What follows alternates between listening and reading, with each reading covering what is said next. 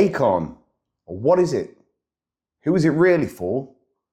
And why is it considered the Holy Grail of card magic?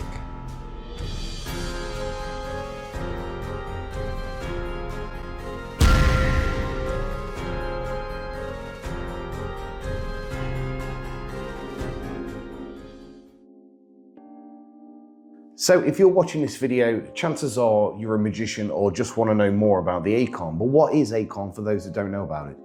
A.C.A.A.N is any card at any number. Sort of. Hi, I'm Phil Jester. This is Phil Jester Magic, and today we're talking A.C.A.A.N. I kind of lied in the intro there.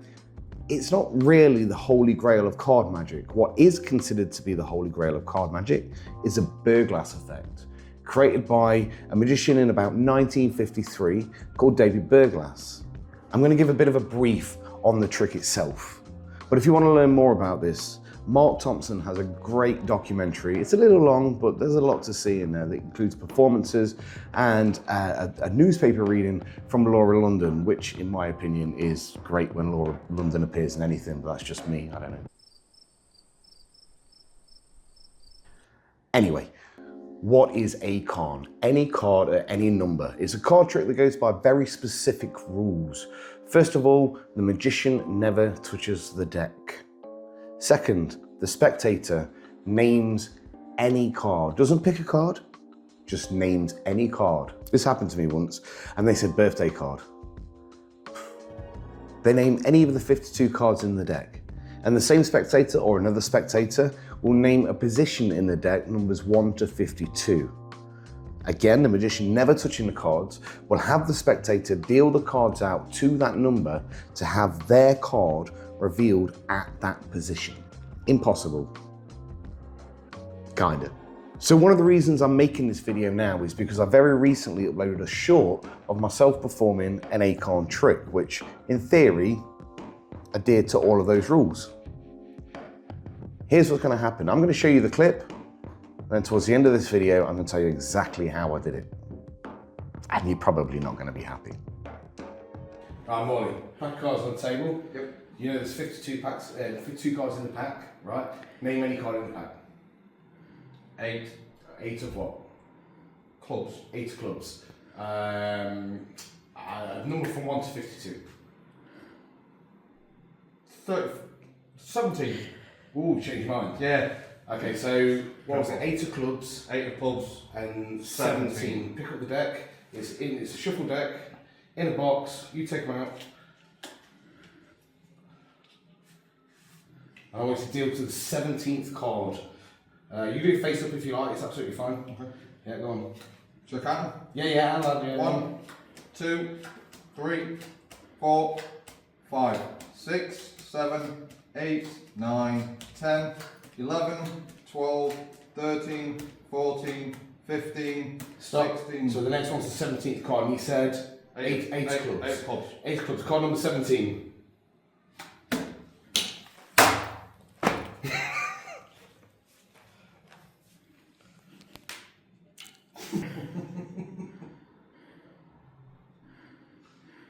So that did get a little bit of traction, but that is just one variation of an A.C.A.A.N. Like I say, a little later on, I'm going to tell you exactly how I did that. But there are many other variations of that trick, and I'm just going to name a few running down now.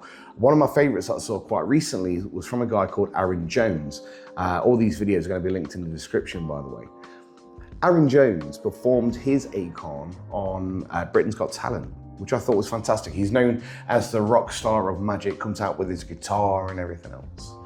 However, he has the card picked and then put back into the deck and has predicted what position it's going to be in. It's still a very good variation. It's not quite a Holy Grail. Then, of course, a name that most magicians in the UK are going to be familiar with, and quite a few in the US, is Craig Petty. He's brought out a couple of decks which have absolutely blown minds, albeit a little bit controversial. Don't quite understand why they were controversial, because they're a trick at the end of the day. The first one there was a quantum deck. Now, quantum deck was performed to Adam Wilber, a fantastic worker magician.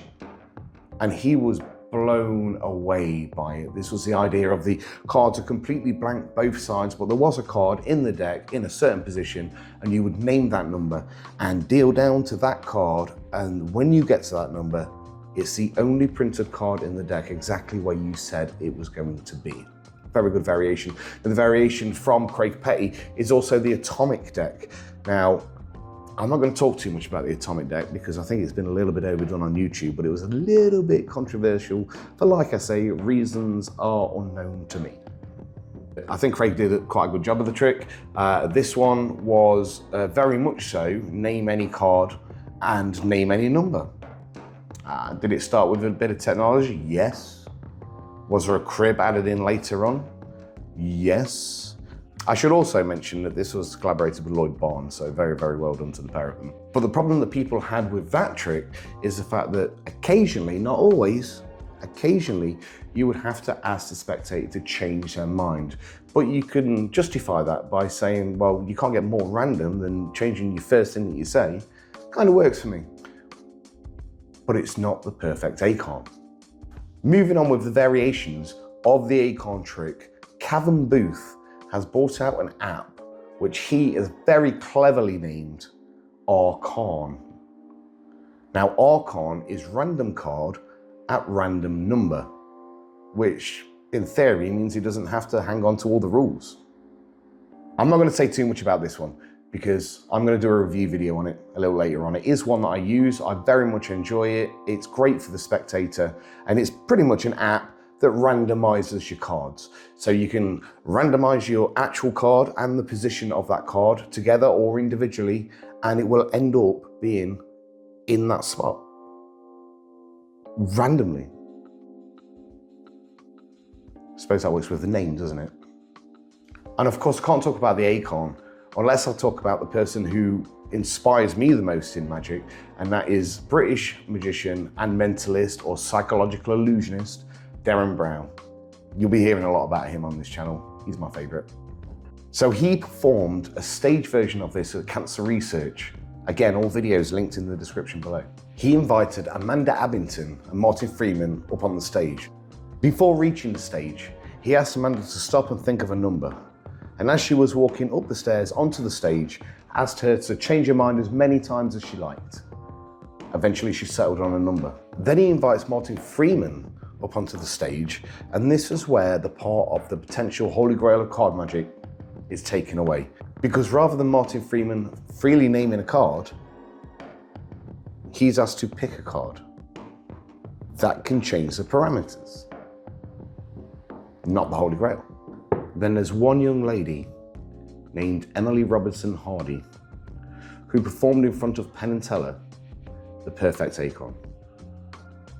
The cards are never touched by her.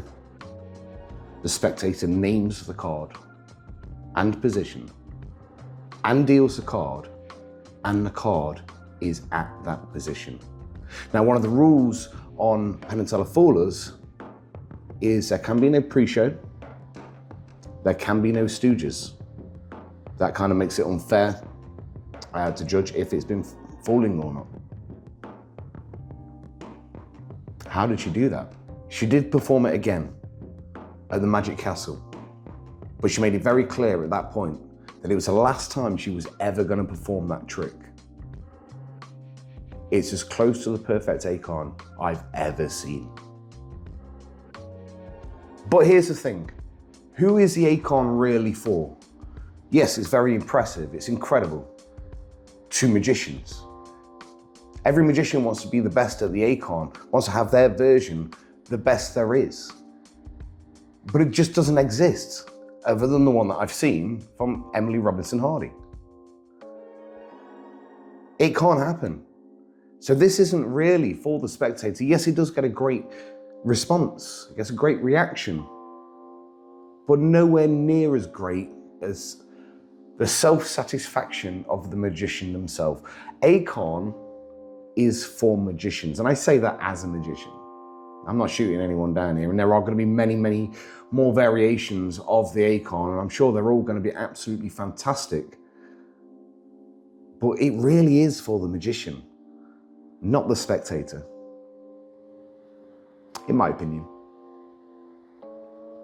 Okay, so going back to the clip at the beginning of the video, how did I do that? Please don't hate me for this. I got lucky. I wasn't even doing an A.C.A.A.N trick. Well, I was, but it wasn't anything like that. The idea was they were going to name a number and a card. I was just going to deal the cards down and say to them, you didn't actually expect that to happen, did you? Here's the thing, it did happen. I just needed to clock what the top 2 cards were from a genuinely shuffled deck. I'm not going to go into everything else that was going to happen in the trick, but that is basically all I needed them to deal down for, so I could see the top 2 cards. But it just so happens that when he said the 8 of clubs and position 17, the 8 of clubs was at position 17.